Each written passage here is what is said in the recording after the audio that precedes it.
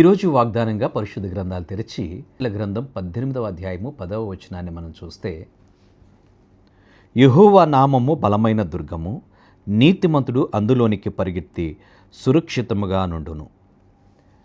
దేవుని నామానికి స్తోత్రం కలుగును గాక. యెహోవా నామము బలమైన దుర్గము అనేటువంటి మాటను భక్తుడు తెలియచేస్తూ ఉన్నాడు. దావీదు భక్తుడు చుట్టూ సైన్యము తనను చుట్టుముట్టినప్పుడు దావీదు ఏం చేయాలో పాలిపోయినటువంటి పరిస్థితుల్లో కాకుండా దేవుని మీద ఆనుకున్నటువంటి వాడే దేవుని మీద ఆనుకొని యెహోవా నా బలము, నా కేడము, నా దుర్గము, నా శైలము అనేటువంటి మాటలని తెలియచేస్తూ ఈ కీర్తనను వ్రాస్తూ ఉన్నాడు. అయితే దావీదు యొక్క అనుభవాలు మనం చూస్తున్నప్పుడు యెహోవా నామము ఎలాంటిదంటే బలమైనటువంటి దుర్గము అనేటువంటి మాటను తెలియచేస్తున్నాడు.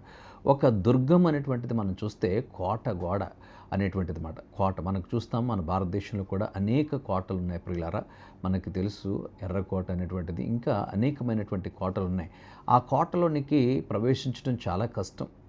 కనుక ఈ కోటలోనికి ప్రవేశించడం ఎంత కష్టమో అలాగే దేవుని నామము కూడా బలమైనటువంటి దుర్గము అనేటువంటి మాటను తెలియజేస్తున్నాడు. ఆయన నీకు ఒక కోట గోడలాంటి, ఆయన నామం అంత ఉన్నతమైనది అనేటువంటి విషయాన్ని భక్తుడు దావీదు తెలియజేస్తూ, నీతిమంతుడు పరిగెత్తుకుని వెళ్ళి అందులోనికి పరిగెత్తి సురక్షితంగా ఉంటాడు అనేటువంటి విషయాన్ని తెలియజేస్తున్నాడు.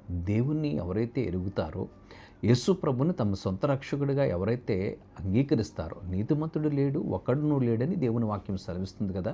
అయితే ఎవరైతే క్రీస్తుని తమ సొంత రక్షకుడిగా అంగీకరిస్తారో వారిని నీతిమంతులుగా తీర్చాడు గనక వారు ఆయన యొక్క నామములో ఉన్నటువంటి మాధుర్యాన్ని, ఆయన నామములో ఉన్నటువంటి ఔన్నత్యాన్ని, ఆయన నామంలో ఉన్నటువంటి శక్తిని వారు గ్రహించగలుగుతారు. అందుకనే దావీదు ఆ అనుభవాల్లో వెళుతూ అంటున్నాడు, యెహోవా నామము బలమైన దుర్గము, నీతిమంతుడు అందులో పరిగెత్తి సురక్షితంగా ఉంటాడు.